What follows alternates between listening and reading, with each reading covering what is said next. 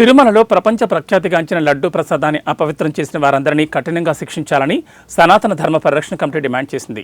ఇక నుంచి దేవాలయాల దగ్గర ఎలాంటి అపచారాలు జరగకుండా తప్పుడు పనులు చేసే వారిపై వెంటనే శిక్షలు విధించేలా, దేవాలయాల్లో పనిచేసే ఏ స్థాయి ఉద్యోగైనా హిందూ మాత్రమే అయ్యుండేలా అన్యమతస్థులుంటే వెంటనే ఉద్యోగం నుంచి తొలగించాలని నాగర్ కర్నూలు జిల్లా కేంద్రంలోని శ్రీ వాసవి కన్యకా పరమేశ్వరి దేవాలయం నుంచి హౌసింగ్ బోర్డులోని గోవింద క్షేత్రం వరకు కోలాటం భజనలతో ర్యాలీ నిర్వహించారు.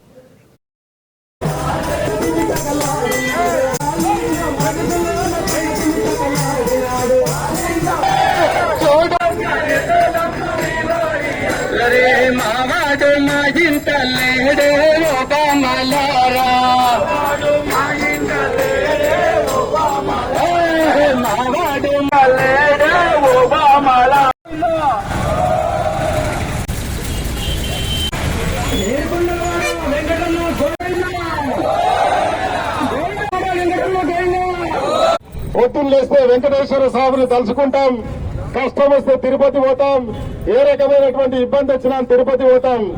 కానీ తిరుపతిలో ఉండేటువంటి పవిత్రమైనటువంటి లడ్డును ఈరోజు కొద్దిమంది అపవిత్రం చేసి హిందూ ధర్మానికి, హిందువులకు వ్యతిరేకంగా పనిచేసేటువంటి కుట్రలను మనం ఈరోజు బహిర్గతమైంది కనుక దానికి అంతా కూడా మనం నిరసన చేస్తున్నాం. భక్తులారా, ఒక్కసారి ఆలోచన చేయండి. మనమంతా ఏ దేశంలో ఉన్నాం? పాకిస్తాన్ లో ఉన్నామా, బంగ్లాదేశ్ లో ఉన్నామా, ఆఫ్ఘనిస్తాన్ లో ఉన్నామా, లేకపోతే ఏ దేశంలో అమెరికాలో ఉన్నామా, రష్యాలో ఉన్నామా? ఒక్కసారి ఆలోచన చేయాలి.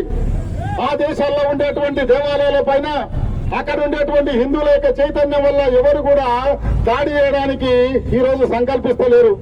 అదేవిధంగా ప్రపంచం మొత్తం కూడా ఈ రోజు కృష్ణనామ సంకీర్తనతో మునిగిపోతుంది, గోవిందనామ సంకీర్తనతో మునిగిపోతుంది. ప్రపంచం అంతా కూడా మన వైపు ఎదురు చూస్తుంది.